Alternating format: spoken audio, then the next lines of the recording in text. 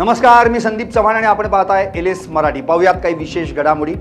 शिवाजी पार्कवर मनसेच्या गुढीपाडवा मेळाव्याची जय्यत तयारी। राज ठाकरे यांच्या भाषणाकडे सर्वांचं लक्ष।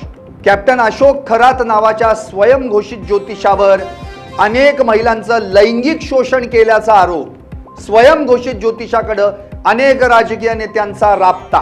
केसरकर, तटकरे, चाकणकर अशी काही राजकीय भक्तांची नावं। सुषमा अंधारींची टीका। अकोला महापालिकेतील ठाकरे गटाच्या 4 नगरसेवकांनी शिंदे गटात केला प्रवेश।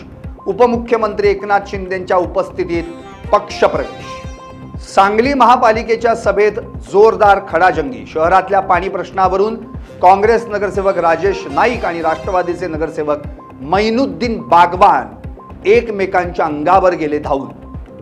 बीडच्या जिल्हाधिकाऱ्यांनी माजलगाव येथे नागरिकांचे प्रश्न मार्गी लावण्यासाठी भरवला होता जनता दरबार।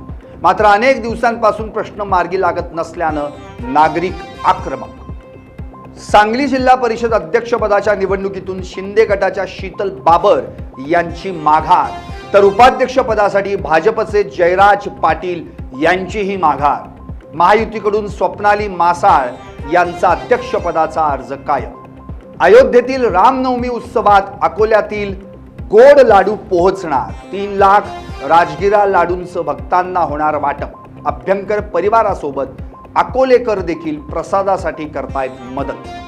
धाराशिव जिल्ह्यात अवकाळी पावसामुळे द्राक्ष बागांचं अतोनात नुकसान। हातातोंडाशी आलेला घास हिरावल्यानं शेतकऱ्यांच्या डोळ्यात पाणी।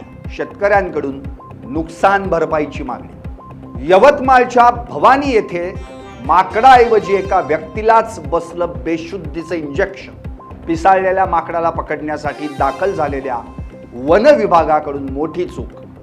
मुंबई पुणे द्रुतगती महामार्गावर 5 वाहनांचा अपघात। 3 जणांचा जागीच मृत्यू, तर 3 ते 4 जण जखमी।